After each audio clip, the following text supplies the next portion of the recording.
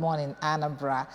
This is Monday edition, a time when we'll start off the week and then start rolling by letting you into what is trending in our newspapers and by extension, all over the world. How are you? Sure you had a good weekend. Okay, my name is Dijama. If you are ready, then stand by. I'm coming back to bring you the press review. Welcome.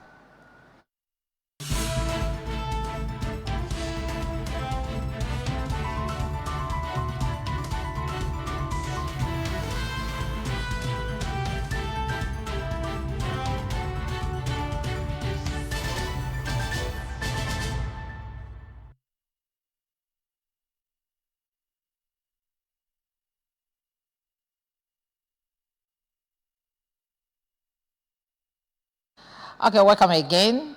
Time now to introduce my guest for us to look at what is trending in the papers.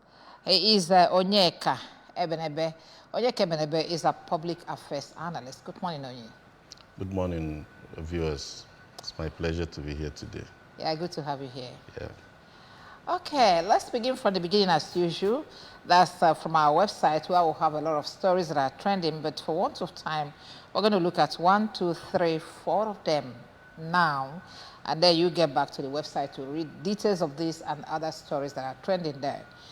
Ocha Brigade to commence implementation of Operation Keep Anambra State Clean, Tuesday this week. Okay, and then the Anambra State Local Government Service Commission intensifies measures towards digital service delivery. Police intercept suspected kidnappers, vehicle, and then recover guns and machete. Anambra State marks 2023 International Day of Cooperatives in Awka. All these and many more are the stories you find from our website, www.anambrabroadcastingservice.awka.com. Okay, let's go.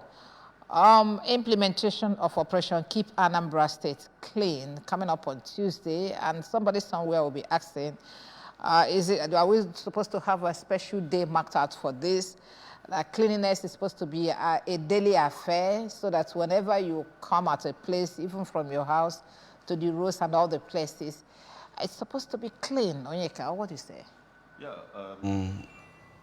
I also share in the sentiment that a special day shouldn't be mapped out, but given the attitude and behavior of our people towards waste disposal and how the environment should be, I think it's a wake-up call, maybe to reawaken the consciousness of our people to know that there is need for us to be clean, there is need for us to have a clean environment.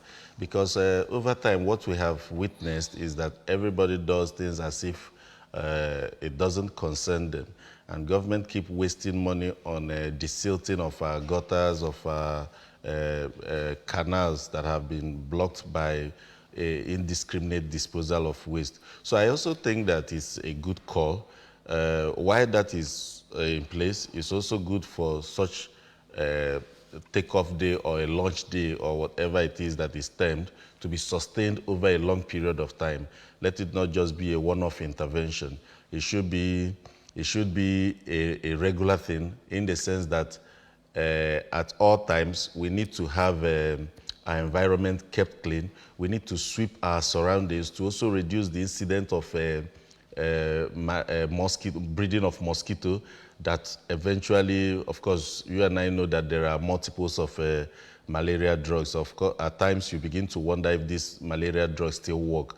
But those are the primary things that we should do, is to keep our environment clean, dispose our waste properly, and make sure that our surrounding is clean, because it has a multiplier effect of a positive multiplier effect of a sound health of mind and body. So I think it's a good one. A very good one indeed, especially this season, the rainy season, where everybody is, everywhere is very filthy because of the in-season rain. So let's not help the rainy season. Yes. Keep this place dirty. Let us. And that again shouldn't just be limited to keeping the environment clean. Yes, it's an operation, keep a healthy Anambra, clean and healthy Anambra. Why that is important it's also good that we begin to think of our environment, to plant economic trees, to make sure that the environment becomes healthier. Unlike people going to building houses on drainages and all that. So I think the operation Keep Anambra Clean should be a multi-agency affair All that encompassing. will bring other agencies like the environment and all that to ensure, and even the fiscal planning commission, because if it's one that needs to be pulled down, let it be pulled down. Anything that needs to be done for us to have a better environment, because what is currently happening with climate change also goes to show that it's about time we begin to tinker around our environment and keep it healthy, clean, and sustainable. Very important. Anambra State Local Government Service Commission intensifies measures towards digital service delivery. Is our next story this morning, and over time, some people will say they don't understand what's going on in the local governments as concerned their duties or what they are cut out to do to help the executive, that's the state government, achieve their aims. Yes, but then we have, at times, it's actually an unnecessary bureaucratic bottleneck that is emerged in the system that allows for such a questioning. Otherwise, the functions of the local government are clearly spelled out. But then again, when the subject on digitalization is that these are things that should have happened like 20 years ago. So, but we are still on them now.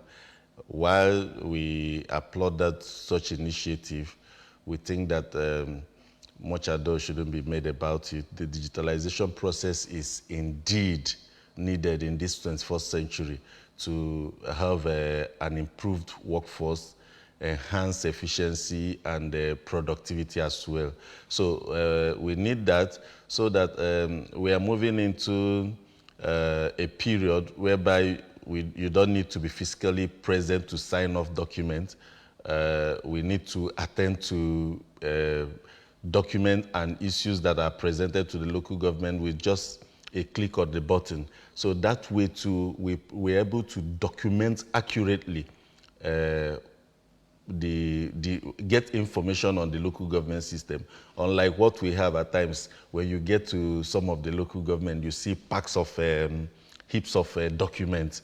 So that shouldn't be seen in this 21st century. Yeah, we need the digitalization process is one that is welcome and should begin in earnest. Yeah. It should begin in earnest, and you were saying that it's supposed to have been done earlier than now. Do you think not having a local government election whereby you have executive members that were duly elected, do you think it's one of the reasons why a lot of things are not going well in the local governments, especially in this side of the world? Yeah, of course, it should be part of it, because when an election is conducted in the local government, at the level of the local government, and we have leaders who are duly elected, who have a defined term of, say, 3 years.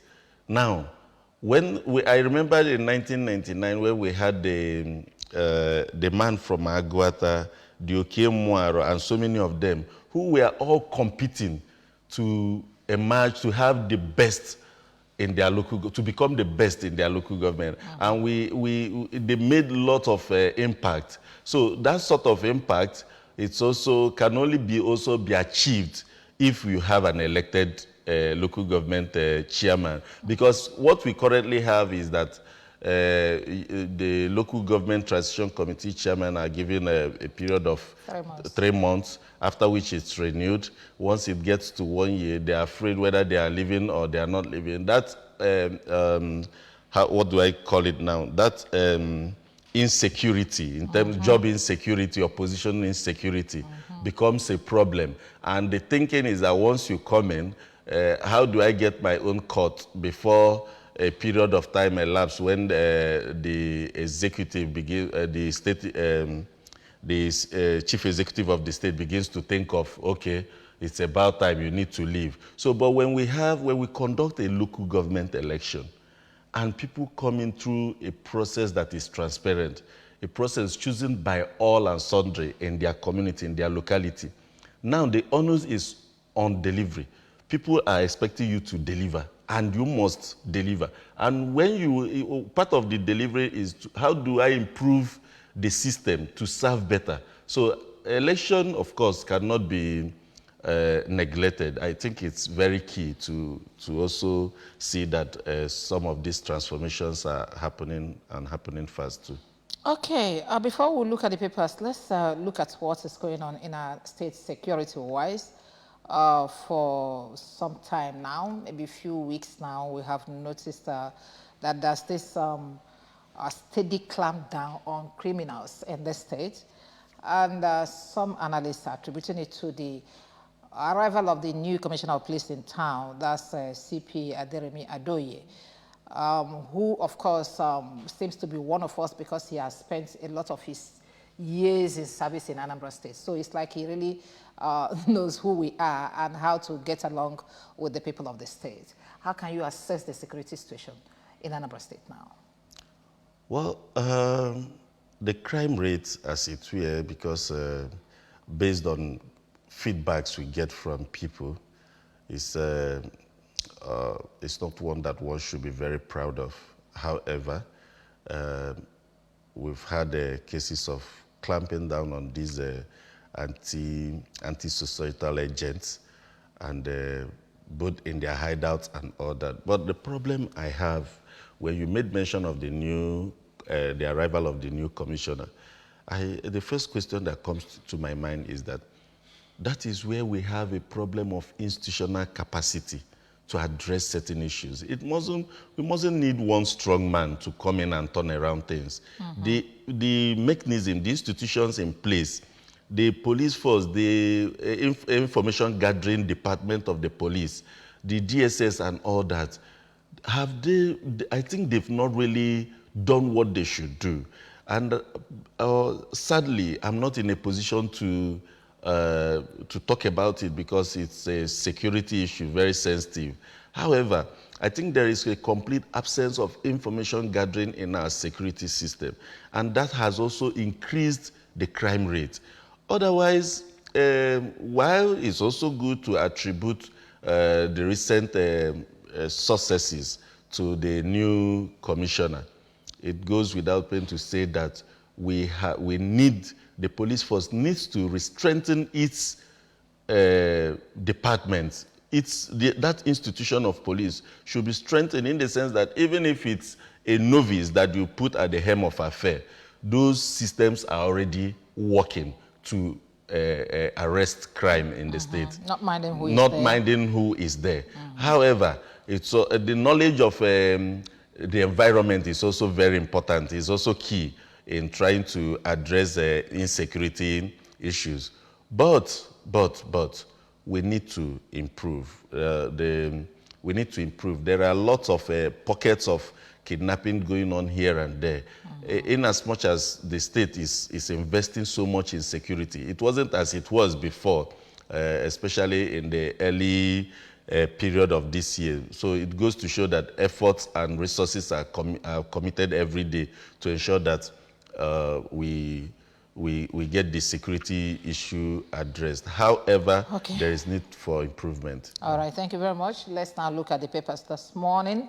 The Daily Sun is our first paper where we have some stories that are making the round based on what is on ground. Okay, the banner headline there said, confusion, pain in hospitals over strike. As you very much know, that as doctors are still on strike, patients stranded, frustrated, as doctors insist on mass action Wednesday. Okay, but beside the net template, I have Tinubu's ministerial list reversing progress made in anti-corruption efforts since 1999. CISLAC. Okay. And then down here, I have this one. Atiku files fresh suit in U.S. against Tinubu over academic records. Let's look at the New National Star. The New National Star banner headline says, Nigeria in dilemma as world awaits ECOWAS leaders' next action. And the writers there says, Niger's coup leaders seek deployment of Russian Wagner fighters. And then Chad, Algeria warn against military action. Attack on Niger, attack on northern Nigeria. This is coming from Professor Yusuf. I think we've heard this language before, and then it's coming again. Before it was attack on Boko Haram, and now it's attack on Niger. Now, somebody needs to tell us exactly what's going on in this country. Okay. Ministerial nominees no fate today as Senate considers screening report. I think that's all we'll have coming from this paper. Okay, but before we go, IPOB cancels sit-at-home order and declares Monday as Economic Development Day. Today is Monday. Okay, the Daily Times is our next paper this morning. With drama, ministerial nominees with drama expected at confirmation today. APC woos opposition senators. Let's look at the writers there. Senate leadership scared of possible sport role. Juicy committee seats. And then intense lobby meetings all weekend. The last one there says screens Kayemo and Bukere today. 100 women doubts swell in Niger over sincerity of governor's promise. Okay. And then Punch newspaper, before we start talking, Punch newspaper headline says, foreign airlines repatriate over $4 billion in 15 months. Wow. Okay. The writers there say Lagos-London fares 49% higher than Accra-London. This is where I don't understand what's going on in this nation and who is impoverishing us. Is it our leaders, or do they purposely allow these foreign airliners to be milking us dry? 162% higher than Cotonou to London. Nigeria has money, so go and milk them. Nigeria Air Project stalls. Airfares skyrocket over foreign exchange shortage. We'll have foreign exchange issues in most of these countries that we mentioned, yet they pay lower than we do when it comes to going from Nigeria to London. Oh, well, let's start looking at stories. The first one from the Daily Sun says confusion pain in hospitals over strike. What exactly is still going on? I think they have talked over these things. And I mean, talking about the resident doctors and the government. What is currently happening in Nigeria, it's a clear indication of where the priority of this present administration lies. If at this material point in time where citizens of this country are passing through one of the most challenging periods of their lives, the hike in petroleum prices as a result of subsidy removal, the constant nature of our income, of the minimum wage that is yet to be reviewed. Committees are being set up to review the minimum wage, but committees were not set up to take certain drastic actions that were anti-poor. Now, the point I'm trying to make is that the priority is not right. And now, before we go to the doctor, we are contemplating, I mean, who does that? Contemplating going to ECOWAS leaders. We still have those stories coming. Let's just talk about this. Okay, international communities are wooing us. They shouldn't woo us because they've not helped us in any way in addressing our internal issues. One of our internal issues is for our healthcare system, which is in dire need of serious intervention. The doctors are underpaid. The ones we have are moving abroad in drones and in thousands. And the little we have, they are on strike. The citizens who are supposed to, you could imagine the number of deaths that would have been recorded within this period as a result of not having a doctor to attend to patients. So horrible. I am thinking that as a matter of urgency, what the federal government should be doing at this point in time is to sit on a round table with the doctors and know their concerns. And address it properly. Address those concerns properly. Address it once and for all. Once and for all, because what like, we have had over time is that it's a yearly affair. ritual. Every year the doctors will go on strike. Every year the doctor will go on strike. So that it's also in the public domain to know what are the issues. So that if it's the one that will begin to engage doctors at every individual level, we'll do that.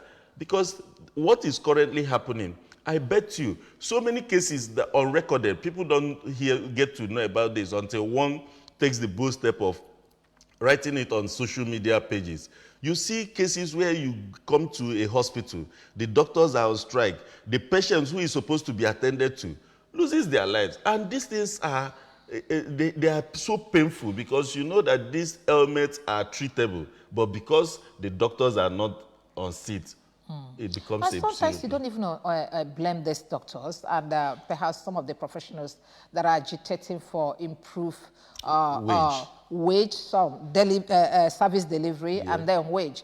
Okay, because just yesterday they gathered some men that a whole lot of them have nothing doing. Just were able to, maneuver yourself through selection that looks like an election, and then got into the National Assembly, and they've just, before you start doing anything, they've reviewed what they're going to give to you, increase it, give you palliative when you don't need one, and a whole lot of things. And people that have spent over years in school, okay, improve themselves, train themselves, and then now come to serve us. You don't care about them.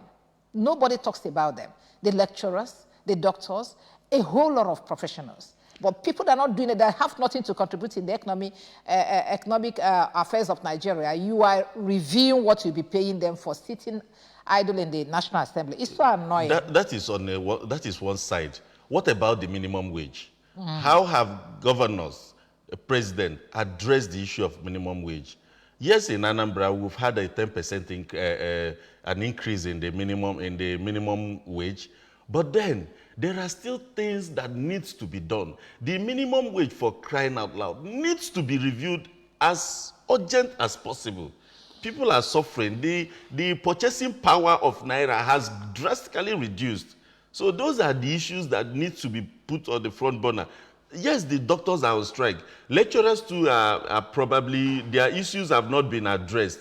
And then they have a backlog of 8 months salary when they were on strike.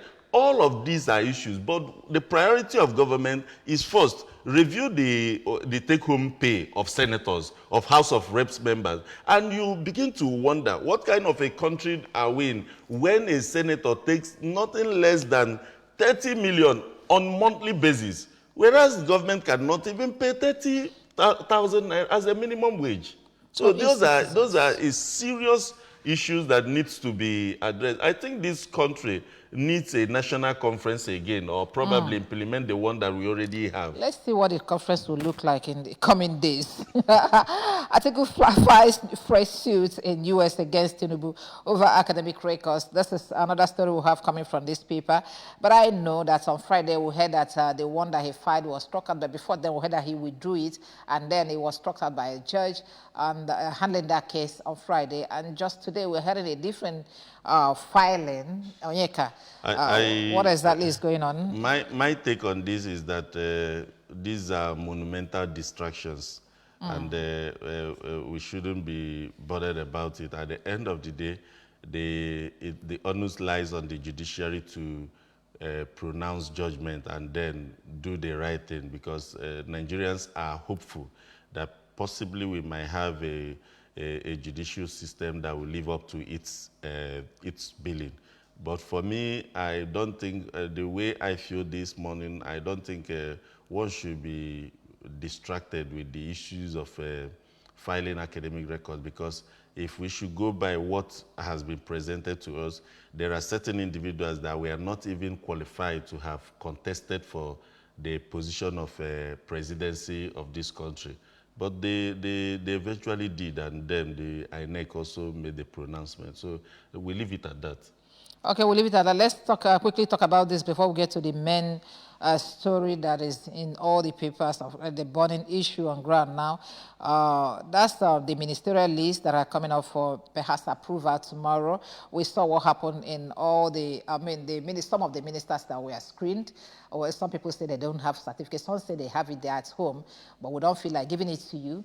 And some say that they're going to university with just 2 credits, but they have other certificate that is, and then another person questioned, I think it was the same man that questioned, why are you even asking of certificates when the Nigerian Constitution said that you don't need these certificates, all you needed was a proof that you went to secondary school, then you become a president of Nigeria. They are giving me minister, and you are probing me this way, just ordinary minister. But somebody that just went to secondary school can be a president of the largest nation in Africa. Okay, so look at what do you expect from the list that is coming up. That's about 1 or 2 persons to be screened again before confirmation. I wanted to throw a question back at you, but I now remember that you're the one asking the question. Otherwise, what do you expect from a list of take a bow and go? And we've had it. I mean, 50% of those that have been screened, we are asked to take a bow and go. I was actually thinking you were going to ask me, what do you expect from a president that his certificate is questionable? Then how do you think he's going to select people that have better certificates than him? I don't want to go to that. I don't want to go that route because it's very simple. Of course, you can't give more than what you have. You can only give what you have, and I think it's playing out already. And then I'm wondering the kind of mockery we have become to the world and to our so-called African continent that we claim to be the giant. A giant that cannot... Okay, let's start from the fact that names were sent to the Senate without assigning a portfolio. It's horrible. And then, why you talk about, like, let's join it with this one that's coming from Daily Independent, despite good ratings. I don't know who has rated who good. And then experts found at bloated ministerial list. Is the list bloated? Apart from not being attached, portfolios not being attached to it. It's 48 ministers, about 70 other appointees show insensitivity. And if nothing is working out, people are hungry. People go to bed hungry. You have chosen 48 ministers that don't even have anything to offer. And then about 70 other appointees. And the question is, despite good ratings, experts frown at bloated ministerial list, considering the situation of things in this country now. I'm wondering where the good rating is coming from. I don't know. You have 48 ministerial nominees that, of course, will be confirmed, save for the ones that they changed and all the stories they told about it. You also have individuals that are saddled with the responsibility to screen these ministers who do not even have their portfolio attached, so that you begin to ask them questions around what the ministry that they are supposed to be attached to. So those are the issues that needs to be addressed. You are asking somebody question on, you have a minister nominee that will eventually occupy our health system. Now, the Minister of Health, example. Doctors are on strike. There are other burning issues. Wasn't it supposed to be that you send the name of the minister with the portfolio, so that person can at the end of the day, our so-called senator will be able to ask questions around what are the information you have, the challenges with the health sector, and how do you intend to address these challenges? These were not done. This is not being done for the whole other. We have the problem with our education system. We have the problem with our environment. We have the problem with insecurity. Those that are ministerial nominees. We also have the problem with our judicial system, where the federal government time and time have refused to obey simple court orders. How do you intend to address all of these issues? So I think what we have seen is a mockery.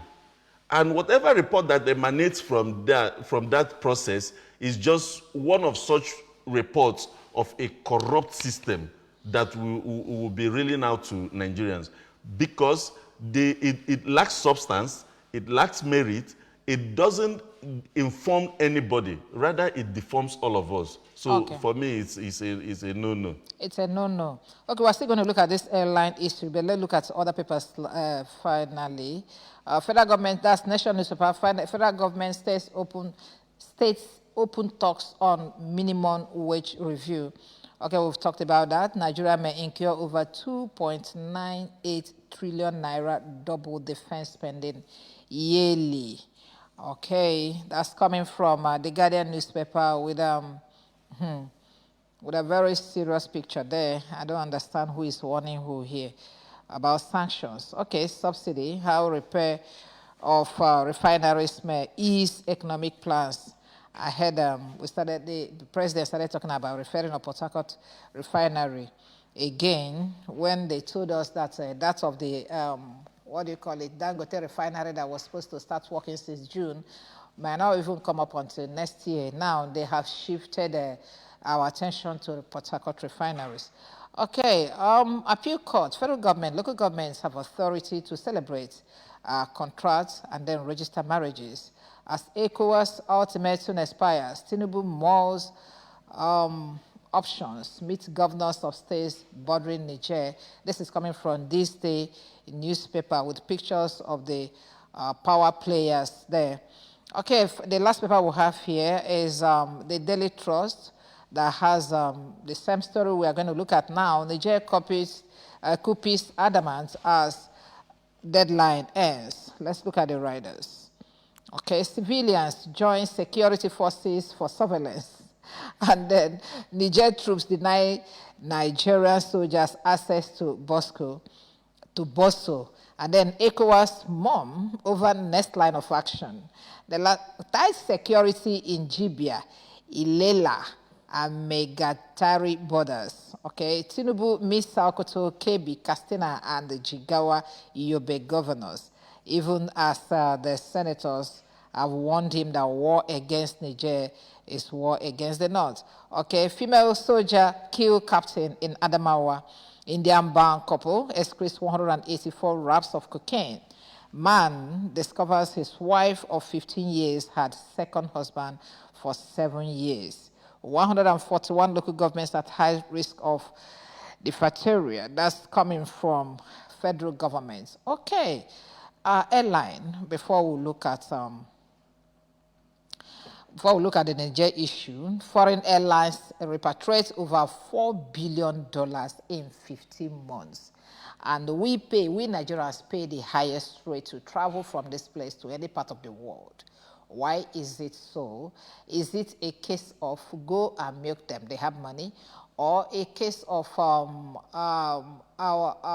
people that will have placed on the hem of affairs to look at us when it concerns this kind of situation, milking us indirectly through the airlines? Because in Nigeria, everything is business.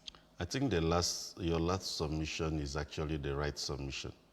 However, I wanted to, there was the headline that you talked about. You said a man discovers the wife, so that the wife had a second husband. So what that implies is that what women cannot do does not exist. I want to trigger a gender war. Actually. I didn't ask you a question on that. So, yeah, what we have currently in Nigeria is that we have individuals that we have placed to superintend over our affairs, doing that for their own personal gain. I'm wondering how flying from Ghana to UK and the same from Nigeria to UK is almost half of what we are double of what we are paying flying from Nigeria to the same UK.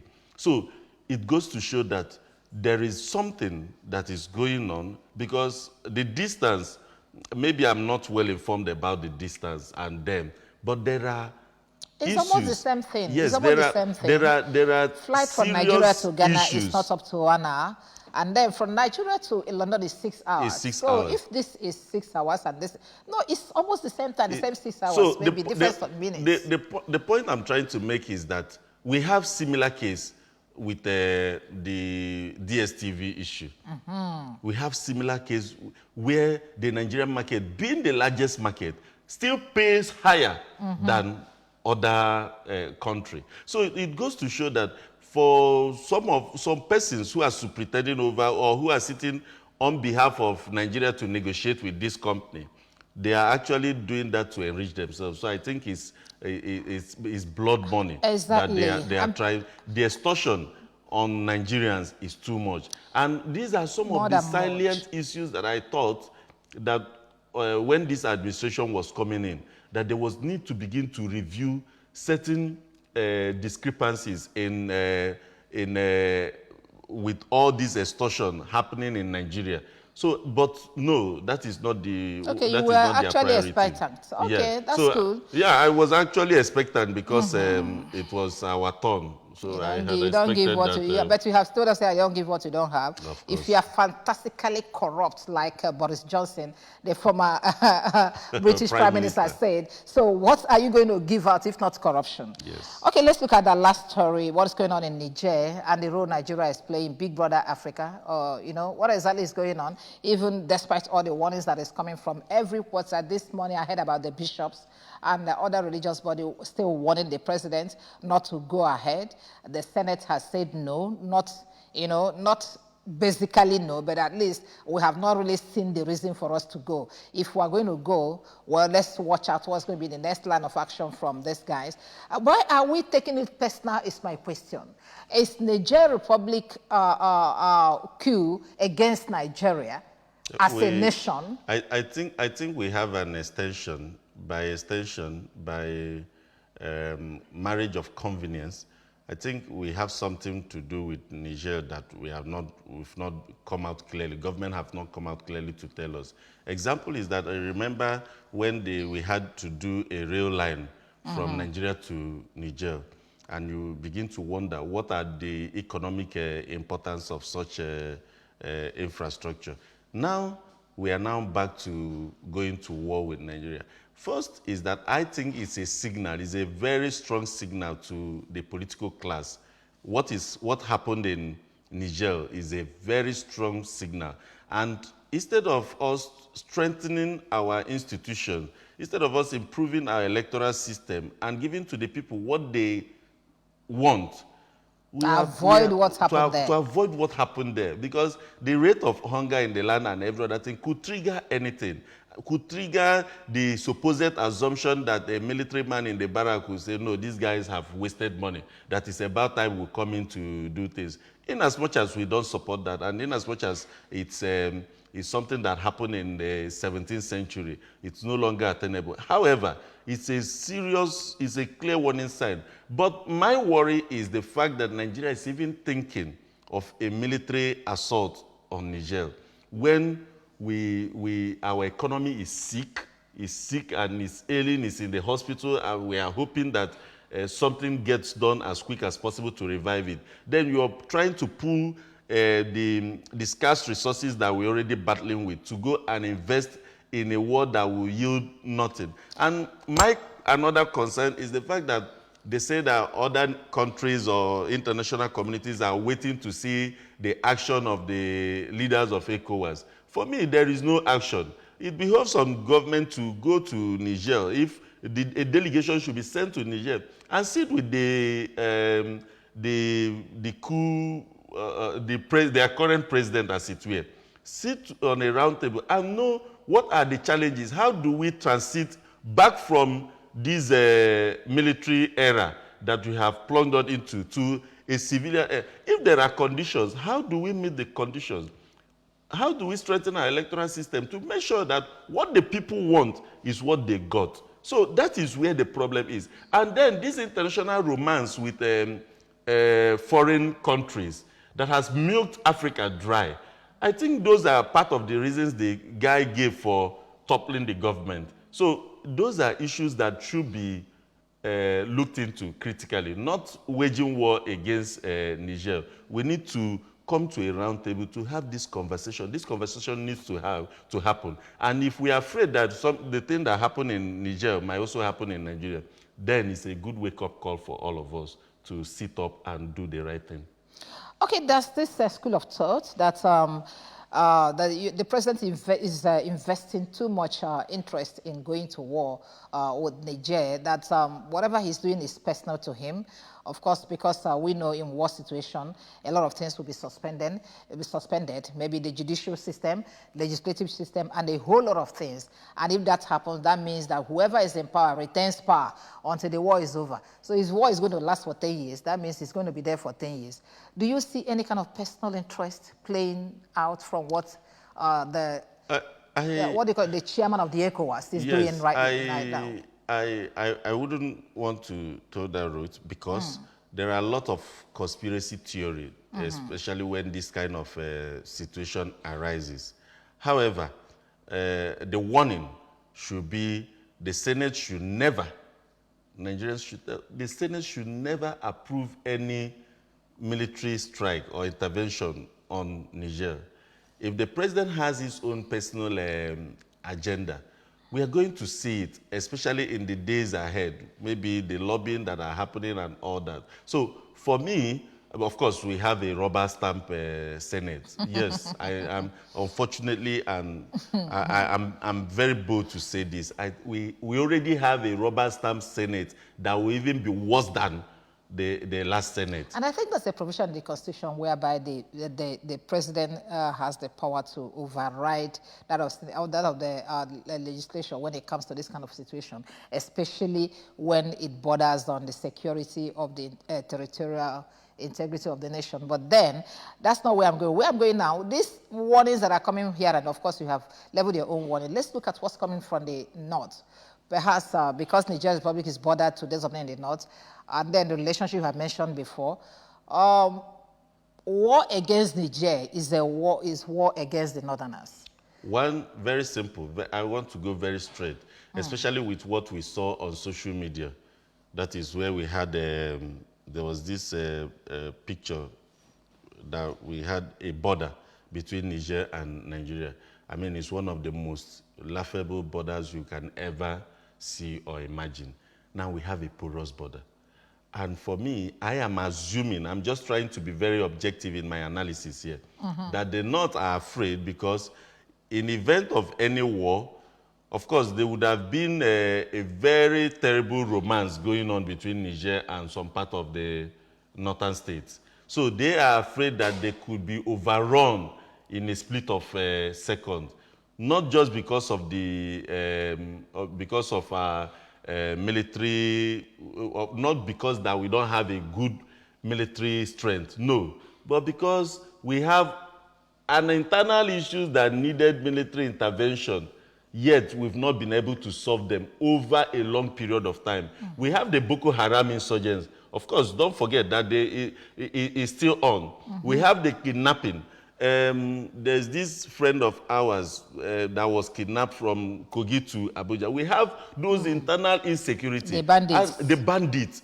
Banditry activities. The Zamfara case where bandits come in to clear a whole village, both in Jos and all that. We have all these major, huge problems. And now you're talking about war. And of course, you don't have a strong border. You have one of the worst and most porous border in the entire north. Of course, that has helped Chad to come in, that have helped Niger to come in, and all that. And that has also increased our insecurity. So the problem with our insecurity is not just with the internal challenges we have. We also have the getting mercenaries from Niger and all other neighboring countries.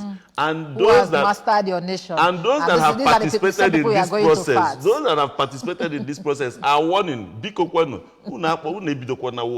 if it happens, they will be overtaken. So that is where the challenge is. Okay, before we go, let's also look at the role of the international community in what's going on in Niger. Okay, there's this fear of the Wagner coming in, supporting the Nigerians, and then the Russia, and then America, Britain on the side of the ECOWAS. how do you see this permutation when it comes to assuming that's war? But we are praying so that they don't use Africa as a battleground to settle the scores they have over there. Professor Patrice Lumumba, the Kenyan, will always say, Africans, where are you on the dining table? I think at the moment, Africans are not anywhere close to the dining table. They are actually the food on the dining table. And because they are the food on the dining table, it's about passing to Mr. A. Russia passed to America. America will say, no, it's too salty. Let's pass it to China. And China will say, okay, you garnished it well. After all, we eat frogs and all that. Let us also eat this one, that Africa is at our beck and call. So what is currently happening is, okay, let me also throw the part of conspiracy theorists. What is also happening is that there is an ongoing war between Russia and the West. And that ongoing war could also play out in the Niger Republic saga. Of course, we all saw it on social media that the current, the military head of state in Niger is already having a very good romance with the Russian President Putin. And then this whole romance is, the Niger is also accusing France and other Western nations of doing what? Of milking their natural resources. So I think the war is just about, it's a war of resources, and it's a war of trying to indirectly bring in the West to come and intervene. Then Russia will also play. But like I said, these are all theory that are not founded on any facts. However, my thinking is that, and summary too, is that Nigeria should not dare go to war with is it Nigeria or ECOWAS? I don't understand what's going on. No. Is it Nigeria let's call a spade going to war on behalf of ECOWAS? Let's call a spade it's supposed to be an ECOWAS the ECOWAS affair, how many of them are saying anything? In the ECOWAS arrangement, Nigeria They have very powerful Nigeria military. always commit more than 60% of the resources that is used to pilot the affairs of ECOWAS. Even when I'm hungry. Okay, thank you very much. Onyeka Ebenebe, our public affairs analyst, for joining us this morning. Thank you. It's been a very good one having you today. Thank you for coming. Thank you for having me. The pleasure is always mine to share my thoughts on ABS. Thank you. Thank you. Thank you very much. Okay, that's where we're doing the Continental Newspaper Review this morning, but I'm still around because we're going to change seats and then still talk about what's going on in this country. My name is Choma. Do stand by.